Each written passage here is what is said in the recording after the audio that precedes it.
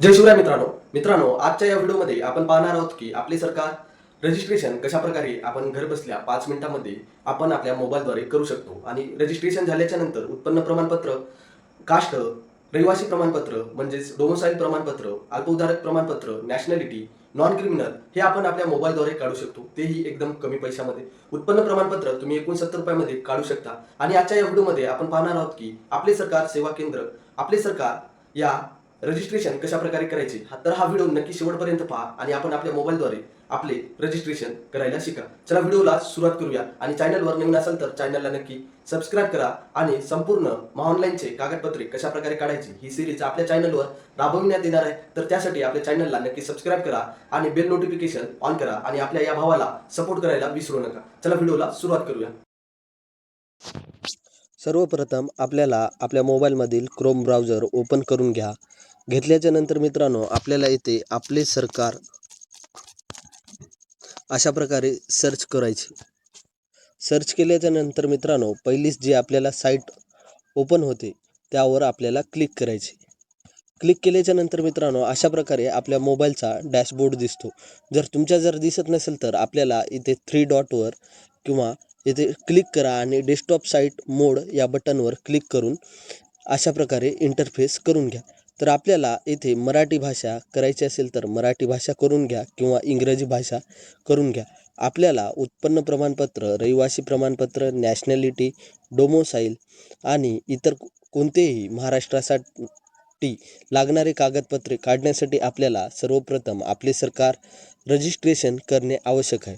तर त्यासाठी आपल्याला नवीन यूजर येथे नोंदणी करा या बटनवर क्लिक करायचे आहे. क्लिक केल्याच्या नंतर मित्रांनो आपल्याला एक अशा प्रकारे रजिस्ट्रेशनसाठी फॉर्म ओपन होतो. तर आपल्याला पर्याय 1 निवड करायचा आहे, जेणेकरून आपल्याला आपला मोबाईल नंबर टाकून OTP टाकून आपले नाव, पूर्ण नाव टाकून आपल्याला इथे रजिस्ट्रेशन करता येते. आणि जर आपल्याला मराठीमध्ये जर पूर्ण नाव बरोबर येत नसेल तर आपण Ctrl+Y, जर PC करत असाल तर Ctrl+Y हे करून मराठीमध्ये व्यवस्थितरित्या नाव टाकू शकता. आणि दुसरा पर्याय आहे, तर आपल्याला इथे स्वतःचा फोटो अपलोड करायचा असतो. ओळखीचा पुरावा, पत्त्याचा पुरावा अपलोड करून इथे रजिस्ट्रेशन करता येते. तर त्याच्याहून सोपे म्हणलं तर पर्याय 1 निवड करा. 1 निवड केल्याच्या नंतर मित्रांनो अशा प्रकारे आपल्याला भ्रमणध्वनी क्रमांक व युजर नेम पडताळणी करायची असते. तर आपण ज्या जिल्ह्यामध्ये राहतो तो जिल्हा आपल्याला इथे टाकून घ्या. टाकल्याच्या नंतर मित्रांनो निवड करून घ्या आणि जो आपला मोबाईल क्रमांक आहे तो आपल्याला इथे भरून घ्यायचा आहे. भरून घेतल्याच्या नंतर OTP पाठवा या बटनवर क्लिक करा आणि आपल्या मोबाईलवर जो OTP येतो तो OTP इथे टाकून घ्या.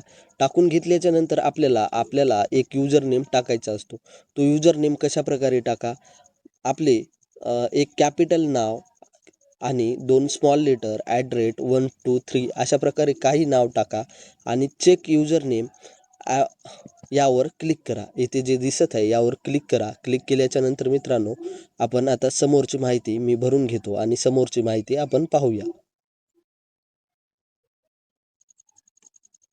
युजर नेम स्मॉल लेटरमध्ये टाका मित्रांनो. अगोदर जे सांगितले तशा प्रकारे टाकू नका. तुम्ही स्मॉल लेटरमध्ये पूर्ण नाव टाका आणि आपल्याला अलर्ट म्हणून येते. तर इथे आपल्याला user name can be use अशा प्रकारे युजर नेम ओके करा. ओके केल्याच्या नंतर आपल्याला खाली फॉर्म ओपन होतो.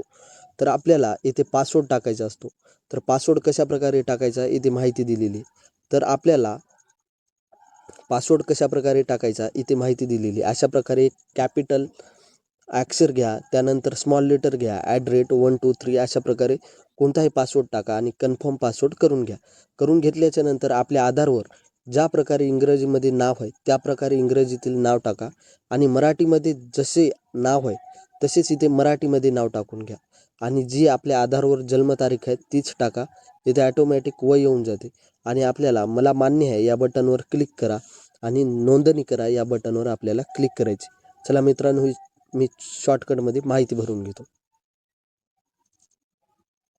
हे मी पूर्णरित्या माहिती भरून घेतलेली आहे आणि इंग्रजीमध्ये जे नाव टाकले ते ॲटोमॅटिक इकडे आपल्याला मराठीमध्ये नाव आलेले आणि इथे आपल्याला जन्मतारीख टाकून घ्यायची. जी आपली आधारवर ज्याप्रमाणे जन्मतारीख आहे तीच टाकून घ्या. ॲटोमॅटिक वय येते. तर मला मान्य आहे या बटनवर क्लिक करा. क्लिक केल्याच्या नंतर नोंदणी करा या बटनवर क्लिक करा मित्रांनो अशा प्रकारे आपले सरकार पोर्टलवर आपली नोंदणी यशस्वीरित्या झालेली आहे आणि आपल्याला येथे आपले युजर नेम दाखवते, आपला जिल्हा दाखवते आणि आपला पासवर्ड जो टाकलेला आहे तो टाकून आपल्याला लॉग इन करायचे. तर अशा प्रकारे आपण घर बसल्या आपले सरकार पोर्टलवरून नोंदणी करू शकतो आणि आपण याद्वारे उत्पन्न प्रमाणपत्र, कास्ट प्रमाणपत्र, रहिवासी प्रमाणपत्र, नॅशनॅलिटी प्रमाणपत्र हे काढू शकता. तर आपल्या चॅनलवर याचे सर्व व्हिडिओ येणार आहेत. त्यासाठी आताच चॅनलला नक्की सबस्क्राईब करा आणि अशाच माहितीसाठी मराठी माहिती कट्टा या यूट्यूब चॅनलला नक्की सबस्क्राईब करा. चला पुन्हा भेटूया अशाच माहितीसह. तोपर्यंत जय हिंद, जय महाराष्ट्र.